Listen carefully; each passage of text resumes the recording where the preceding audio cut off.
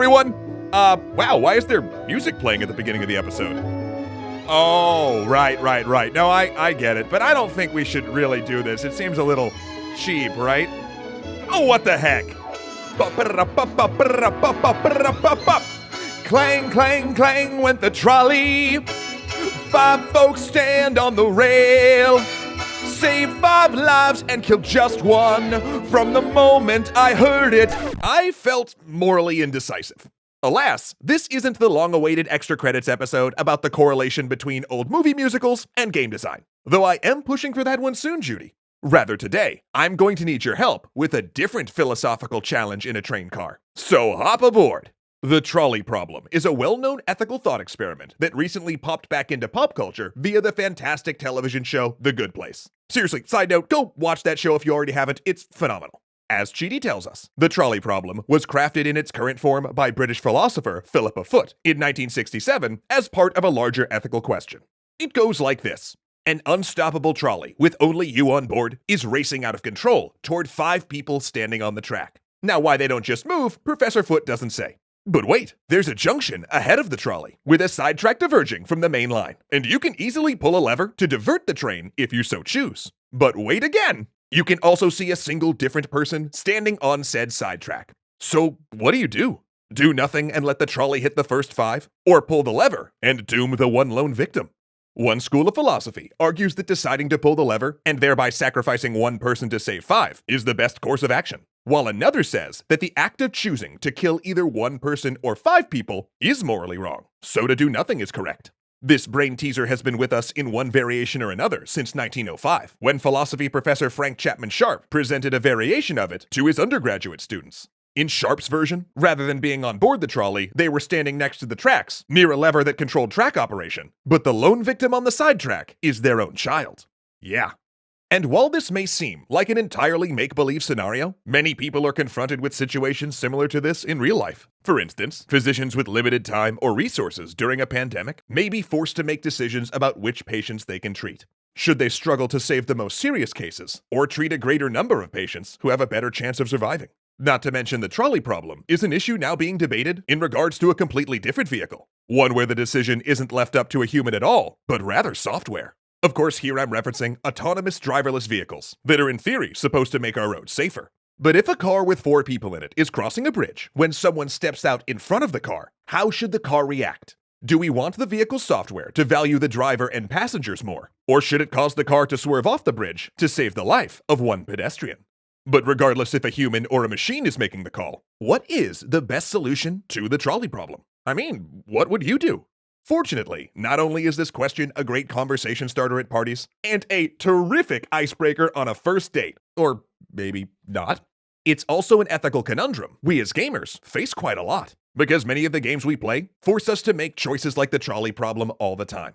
And the best part is, in games, designers don't need there to be a right answer. In fact, in most cases, designers want both sides of every choice to be meaningful to the player's experience. For instance, think about the life and death decisions healers make in MMOs like World of Warcraft or Final Fantasy XIV. When fighting a raid boss, do I heal the tank that's protecting our team, or the mage who's really toasting that sucker with her pyroblasts? It's a difficult decision, and my resources are limited.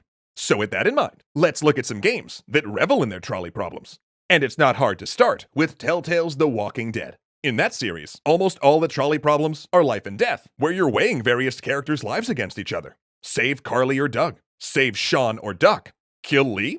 No, not our writer. We need our writer. And those were just some of the choices in Season 1. But whichever the player chooses, the choice is meaningful to them because of the philosophical weight that's tied to their personal understanding of that choice. Another great example is the choices we're given in Life is Strange. From telling about the gun, to dealing with Victoria, to confronting Kate. Situations like these affect both the player character Max and you as the player playing the game in multiple meaningful ways, depending on your own code of moral ethics. And many game endings feature trolley problems. The choices of what you do with BioShock's Little Sisters, the moral conundrums you face at the end of a Fallout game, the list could go on and on. But what if you want a bucket of trolley problems all in one place? Then try Dr. Trolley's Problem. Oh yeah, it's a game featuring dozens of ethical problems inspired by, you get the idea. So when looking at the trolley problem, it's important to realize that it's really not a test of right or wrong. It's a challenge to the ethical systems of those who take it. 1 life or 5. Intervene or do nothing.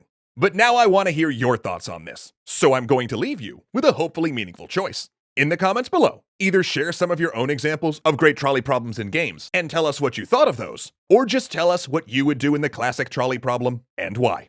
Okay, so Judy, would you say that the contrivances of everyday people bursting into song and dance is your medium essentially locking folks into a modal state, or would you kind of consider that more like a QuickTime event? Let me tell you a story. It's a murder mystery. It's a human drama. But it's also the most famous game theory problem ever proposed. A call comes into the station. There's been a murder. The police rush out to the scene. The scene's clean.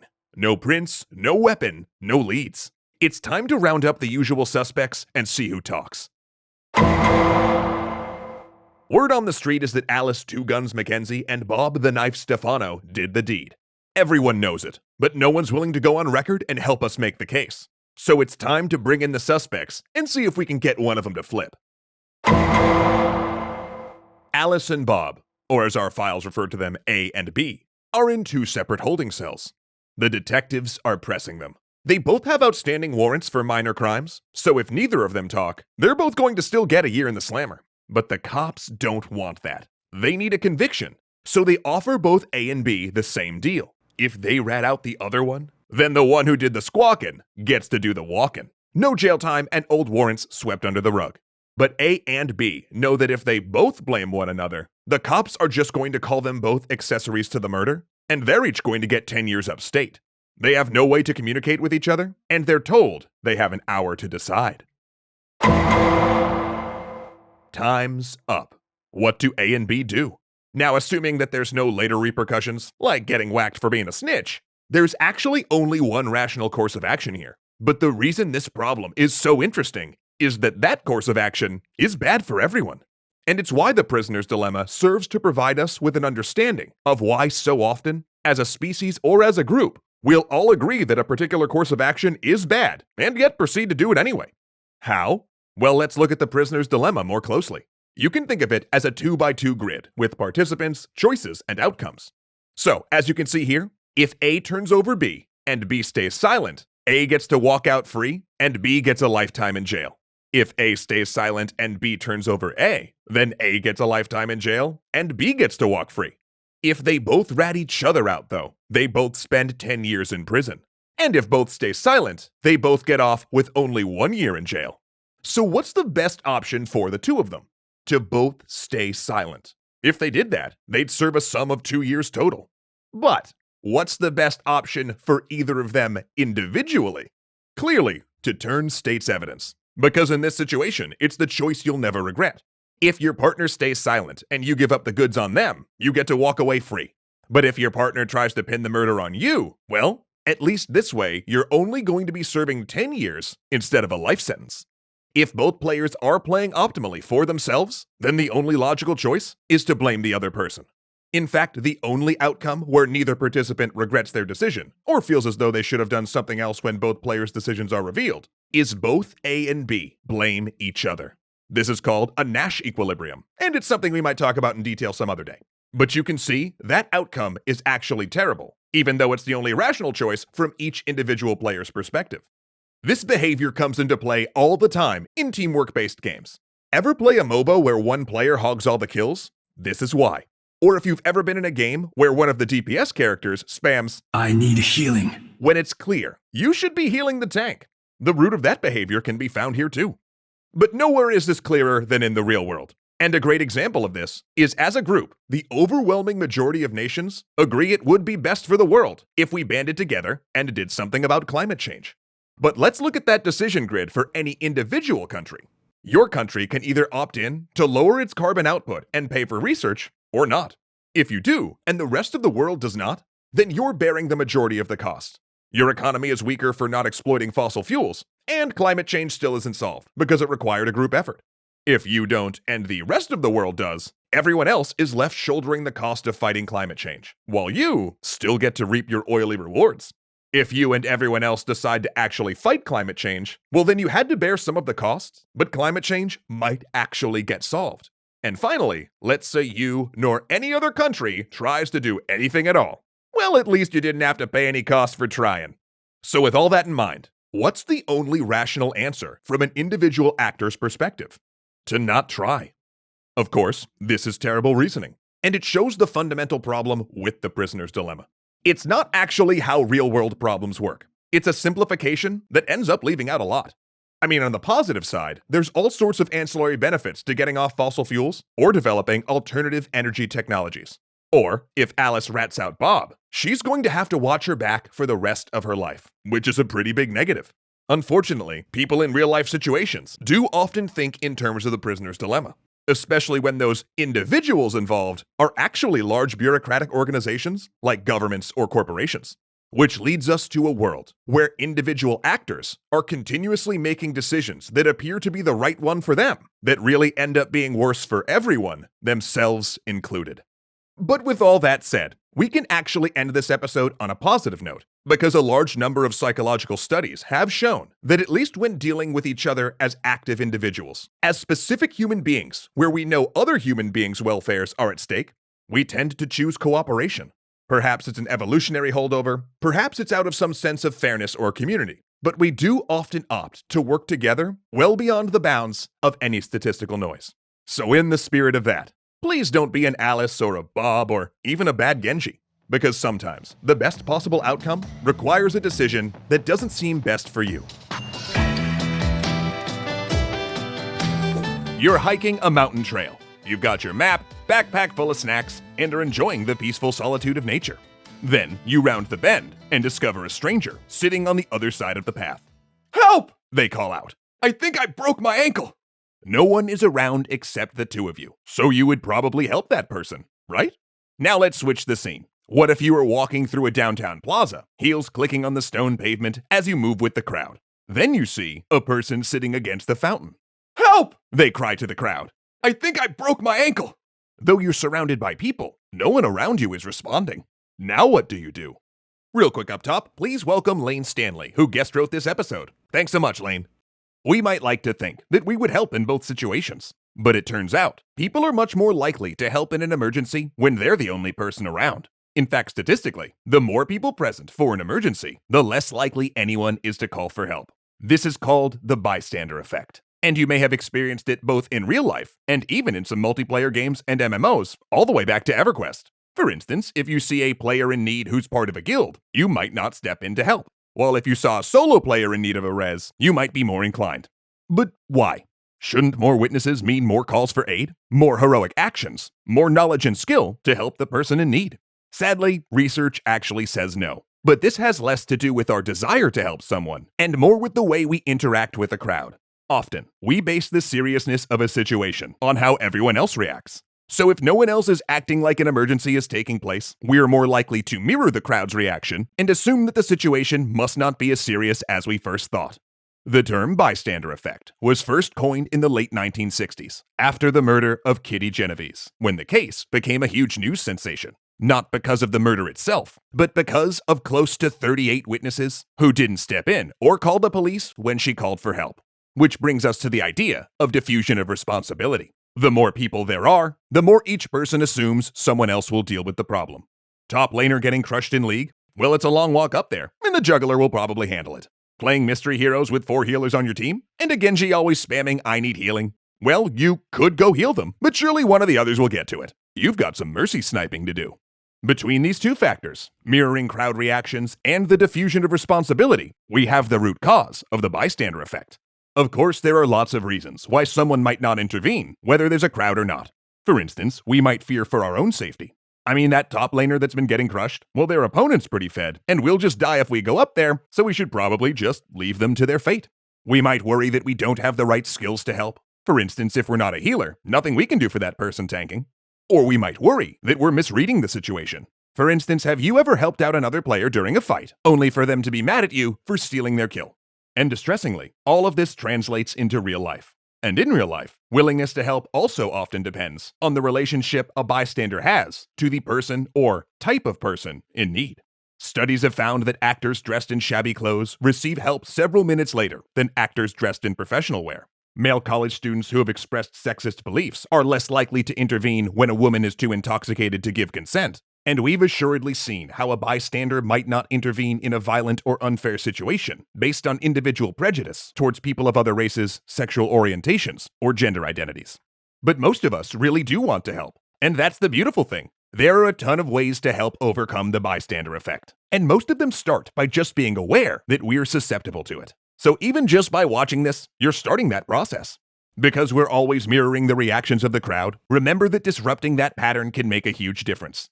You can start by showing the person in need that you see them, even if it's just by shouting, "Hey, that person needs help," or even, "Stop!" We can change the situation. Then, you can do what's in your power to help the person. Of course, always be safe. For instance, if someone's stuck down a canyon and you are not trained in that particular style of rescue, don't try to go down there and help them because you might get yourself stuck. So if you can't help directly, you can call out to others. Make eye contact with people in the crowd to foster empathy. Also, calling for specific people to do tasks, "You, in the striped shirt, call 911, can get them moving because it creates individual responsibility. Some researchers have claimed that people pulling out their smartphones to record violent incidents is a new form of the bystander effect, though I'm not sure on that one.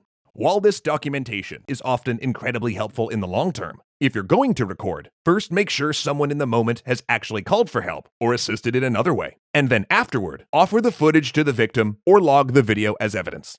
Also, a different form of technology is moving us forward in bystander intervention training. The University of New Hampshire and Dartmouth College are both using video games to train their students to better respond to incidents of bullying and sexual assault. Players are able to practice privately, so they can build up their confidence for if and when the time comes to act publicly. In life, there's not a quest reward waiting for us if we help others. It's often easy to do the wrong thing and hard to do the right one. But we can practice how we react to someone in danger in our virtual worlds, and train ourselves mentally to not let the bystander effect win, so that we're more ready if life calls on us to help. So don't wait until you're in the middle of a scenario to think about how you'll react. Decide now. If I'm in a crowd and I see a person who's in need of help, what will I do? Have you ever started a new job or been accepted into a university program and then just felt terrible about it? You feel like you don't really belong, that you aren't good enough. And worst of all, eventually, everybody's gonna find out. That right there, that's the imposter syndrome talking. And it's absolutely no way to live. So today, we're going to discuss what imposter syndrome is, where it comes from, and most importantly, the ways you can overcome it. The imposter syndrome is a psychological phenomenon where people feel like they're not as competent as their achievements indicate. And it can be a major problem because it means you're living in a constant state of stress. You feel like you're faking it, always looking over your shoulder to see if somebody's going to expose you. And it happens to people in many professions and levels of power, from CEOs of major corporations, all the way down to new writers and narrators of moderately popular YouTube shows. Imposter syndrome stunts people, even successful people, from reaching their full potential. Sufferers can get so worried that they'll be found out that they develop unhealthy coping mechanics, such as overworking, not asking for raises or promotions, or ironically, procrastination. Because they're afraid they'll just end up failing when they actually do the thing they were hired to do. Some people give up entirely and settle for a menial job below their capabilities. It can manifest as physical symptoms such as anxiety or stress panics, and in extreme cases, sufferers can turn to substance abuse. All of these things can negatively impact a person's productivity, causing actual burnout or failure, which in turn just makes those nagging imposter feelings even worse.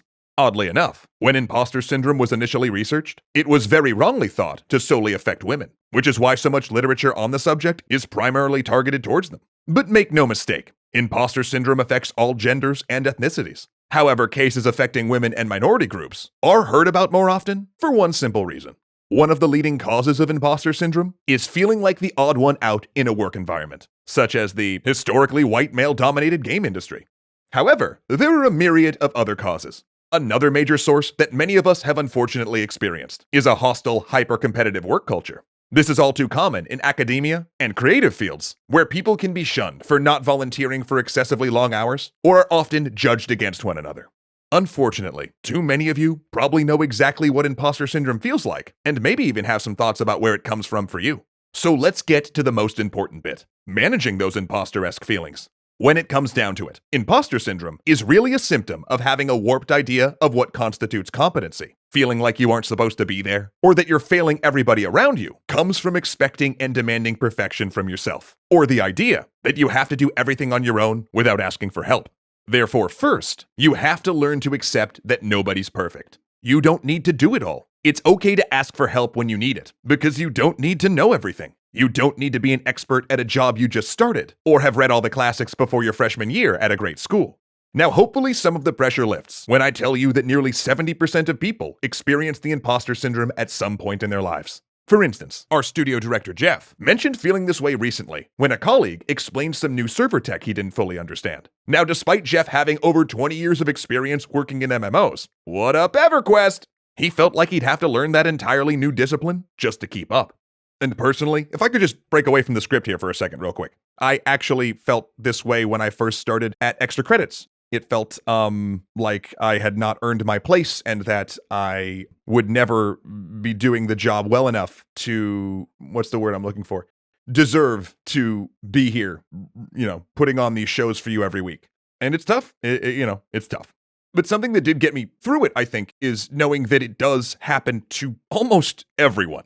Mike Myers, Neil Gaiman, Maya Angelou, even Oprah, all hugely successful people, have spoken openly about dealing with imposter syndrome in the past. So just like I sort of learned, I think it's important to remember that you are not alone. Now, something actionable you can do the next time you begin to feel the imposter syndrome creeping up is look around at everybody around you and remember that statistically, over half of them are feeling like imposters as well. So how is it that they all seem so natural and competent compared to you? Because most people are faking it, at least to some degree. Nobody is actually perfect and totally competent, and we're all learning as we go. As cliche as the line, "fake it till you make it" sounds, it can often be the most helpful mindset in overcoming the imposter syndrome. And though it is easier said than done, you can do that by reframing your thoughts away from negatives. Don't imagine all the ways that you'll fail. Instead, focus on the positive outcomes you want. For instance, when showing your game, don't say to yourself, they'll hate it. My game isn't ready. Instead, think, it's going to be great finding out what isn't working early so I can fix it. Another exercise that can be helpful, even though it can feel a little bit silly at first, is to write yourself your own letter of recommendation. People who suffer from imposter syndrome often have a habit of dismissing their achievements as luck or some other external reason. So in your letter, objectively list what you've accomplished without downplaying your contributions. You'll often find you've achieved more than you ever let yourself admit. If your imposter feelings are too much to overcome by yourself, try to organize a group of friends and colleagues who might also be feeling the same way. If you put a call out on social media, I'm pretty sure you'll be surprised at how many of the people you felt inferior to might be feeling the same way about you. And if you're in a management position and notice this happening to new people, consider setting up a kind of mentorship program to ease in new hires. Imposter syndrome is, at its core, mostly a mental block. So you have to keep reminding yourself that you are not a fraud, you are capable, and you deserve the success you've earned. Also remember, nobody got to where they are by themselves, and it's never wrong to ask for help. We know it's scary to put yourself out there and possibly face judgment from others, but if you can shake off those insecurities and boldly present yourself, whether you really feel that confident or not, you'll almost certainly be surprised at how well things turn out. See you next time, everybody. Wait a minute, you're not Zoe. Hey everybody, Laszlo and Matt here to thank you for watching the first Extra Credits Collected. We are so excited to be moving some of our favorite EC episodes over from the Extra History channel to here, and we hope that you are too. But you know what I'm not excited about, buddy? Oh, gross. Well, that and scammers and data brokers. But I actually have something to tell you about that might be able to help out with that. And by me, I mean my animated better half. Take it away! Until we started working with Incogni, I had no idea how much of my personal information was being sold and published by data brokers online. Spoiler alert, it was a lot. Not to mention data breaches leaking all of our personal information saw an uptick of 41.5% worldwide, according to the Identity Theft Resource Center. That is a yikes. And your data being sold or stolen can lead to any number of issues, ranging from the annoyance of constant robocalls, all the way up to the absolutely catastrophic stuff like identity theft. But now with Incogni, I'm not alone in this fight, because after a very speedy sign-up, they got to work bombarding these data brokers and people search sites with takedown notices to remove my personal info. Plus, they keep the pressure on, using regional laws and ordinances to make sure that my data stays removed even when new sites pop up. And it's easy to keep track of all this through their real-time dashboard and email updates. Like this week, my report, as you see here, showed my personal data has now been scrubbed from over 200 sites. Go team! So if you would like to keep your personal data, your personal data, you can get 60% off Incogni right now by visiting incogni.com/extrahistory and then using our code extrahistory. Or you can get started by clicking right here. And then once you've ruined a data broker's day, why not check out another of our videos here to celebrate? That's right, Zoe. Kuya Koi, Joseph Blame, Izzy Coin, Ilkner, Hunter Z, Dominic Valenciana, Arcolite Games, and Angelo Valenciana are awesome legendary patrons.